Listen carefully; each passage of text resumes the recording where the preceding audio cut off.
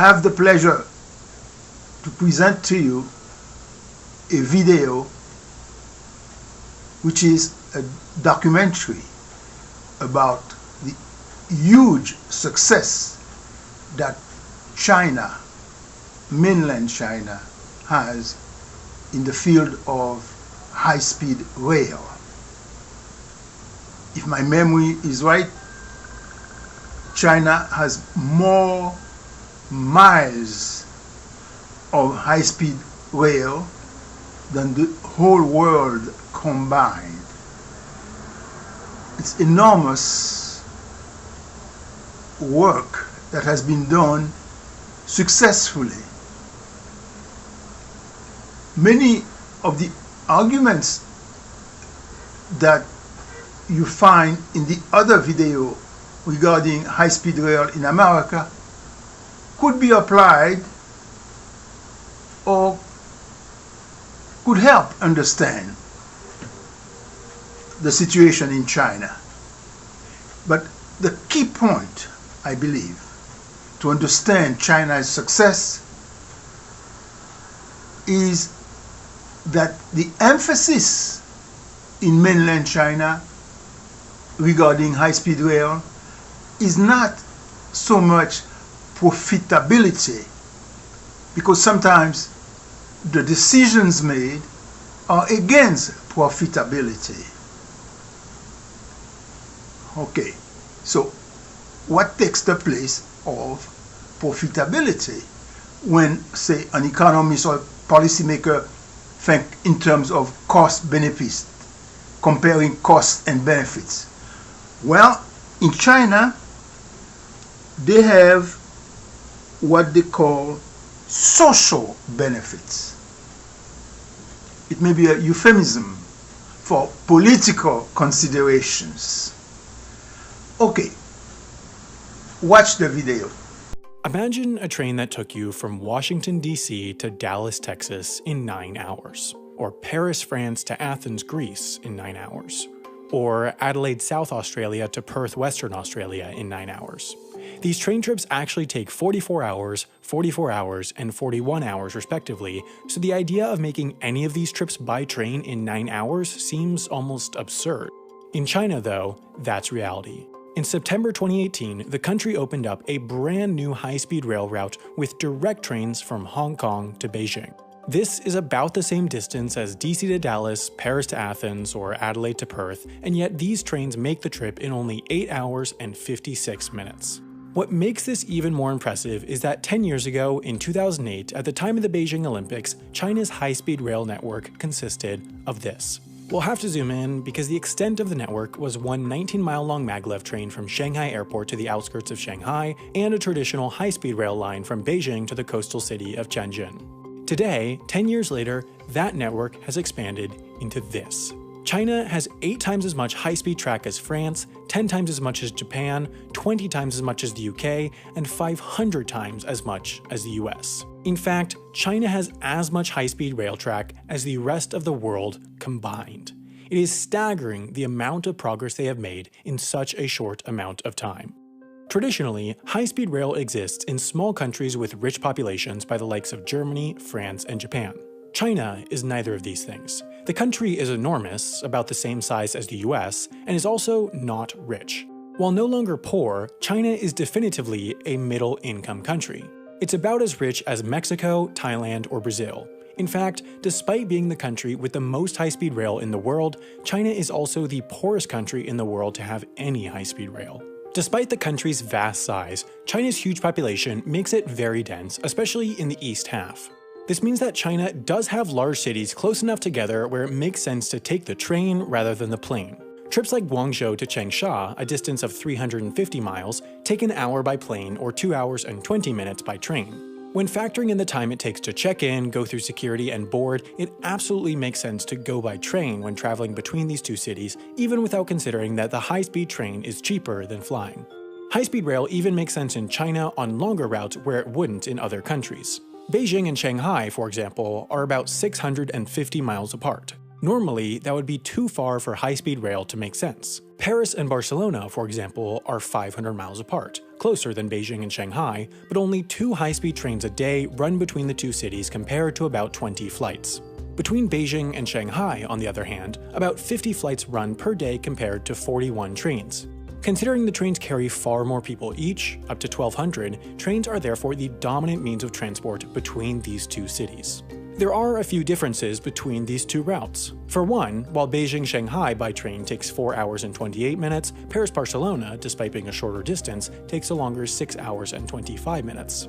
The other factor, though, is about the competition. Europe has an efficient air transport network dominated by budget airlines that are often far cheaper than trains. You can find tickets for flights between Paris and Barcelona for as little as $12, while the cheapest Beijing-Shanghai flights go for $74. Air travel within China is also far from efficient. China Southern, China Eastern, and Air China, the 3 largest Chinese airlines, arrive on time an average of 67, 66, and 63% of the time, respectively.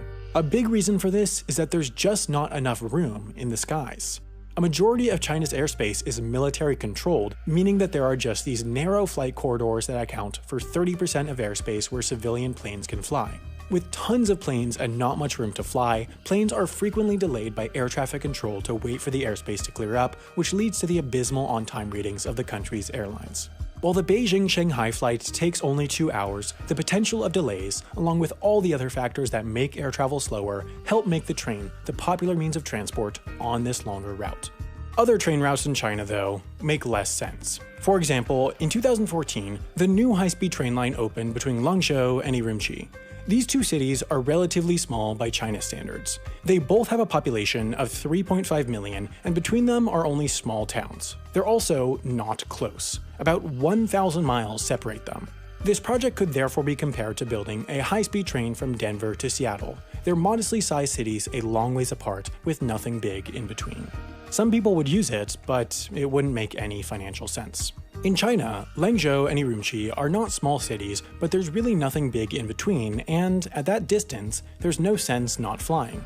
The Langzhou-Urumqi high-speed train takes 11 hours compared to the 2.5-hour flight, and the construction cost of that line was $20 billion, meaning that if every seat on every train was filled, tickets would still have to cost $400 each way just to make back the construction cost in 30 years. In reality, tickets cost about $80 and trains are far from full, meaning that this rail line is just insanely far from profitable. The ticket revenues from these trains reportedly don't even cover the cost of electricity for the line, let alone construction and other operating costs. So why would the Chinese government sink so much money into something that has no prospects of really ever making money?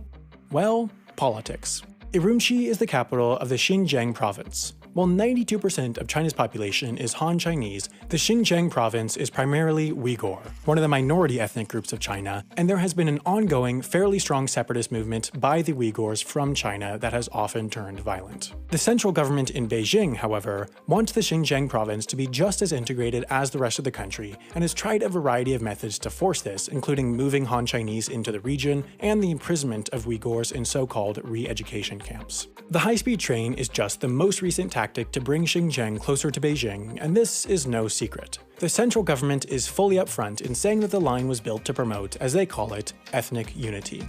This isn't the first time that they've used this tactic of railroad politics. Tibet, a region even better known than Xinjiang for its independence movement, was the last region in China not to have a railway due to its small population and intense terrain. The central government still wanted to build one, though, to bring it closer to the rest of the country, and so they did. Trains now run directly from Beijing to Lhasa, Tibet in 47 hours on the highest elevation rail line in the world.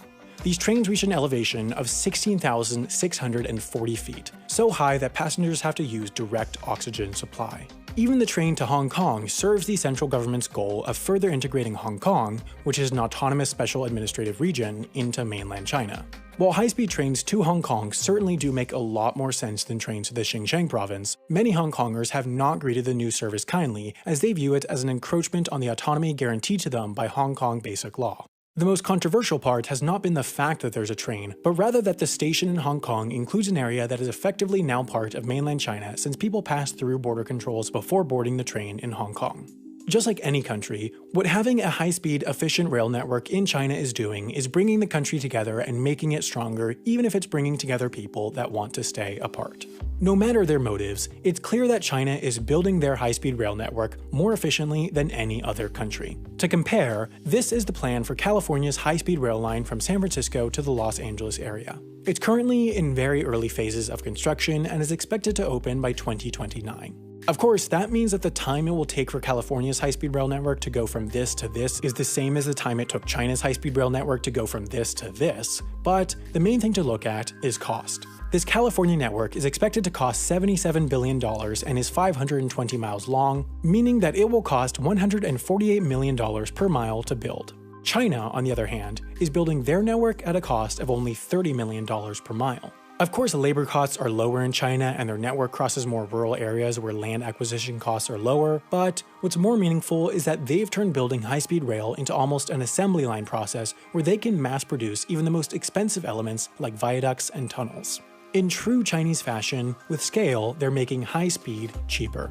The big difference between China and a lot of the Western world, particularly countries like the US, Canada, Australia, New Zealand, and the UK, is that high-speed rail is at the top of the government's priorities. Unsurprisingly, given their government structure, in many ways, China has placed social benefit, at least by the definition of the central government, ahead of profitability when developing their high-speed rail network.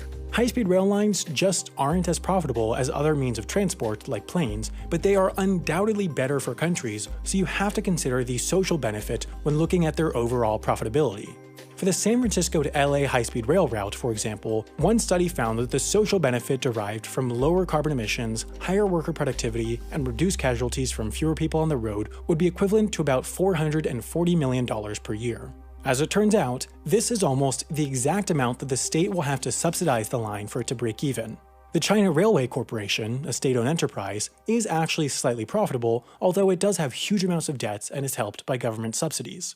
The benefit to the Chinese people, though, is huge. The high-speed rail allows those who can't afford to live in the most expensive cities like Beijing, Shanghai, and Guangzhou to easily commute from cheaper suburbs by high-speed rail. Thanks to the high-speed rail, there are now 75 million people who can commute to Shanghai in under an hour.